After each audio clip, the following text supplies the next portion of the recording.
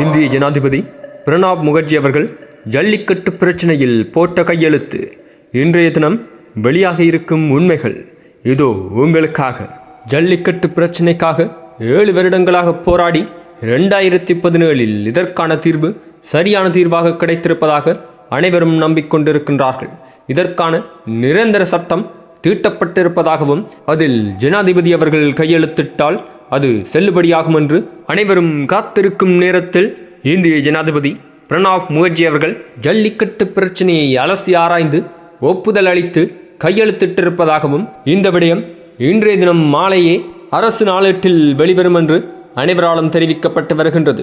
இது தமிழ் மாணவர்களுக்கு மட்டுமில்லாமல், தமிழகத்துக்கு மட்டுமில்லாமல், இந்தியாவுக்கு மட்டுமில்லாமல் உலகத்தில் இருக்கும் அனைத்து போராட்டத்துக்கும் கிடைத்த வெற்றியாக அமைந்திருக்கின்றது. இருப்பினும் எவ்வாறு உலகில் இருக்கும் அனைத்து போராட்டத்துக்கும் போராளிகள் கஷ்டப்பட்டு போராட்டத்தின் வெற்றியின் பின்னும் போராளிகள் கஷ்டப்பட்டு கொண்டிருக்கின்றார்களோ அதே போன்று இந்த போராட்டத்தின் போராளிகளாகிய மாணவர்கள் இப்பொழுதும் காவல் நிலையத்திலும் மற்றும் சிறைச்சாலைகளிலும் வாடிக்கொண்டிருக்கின்றார்கள். இதற்கான தீர்வும் மிக விரைவில் கிட்ட வேண்டும் என்று அனைவராலும் எதிர்பார்க்கப்பட்டு வருகின்றது.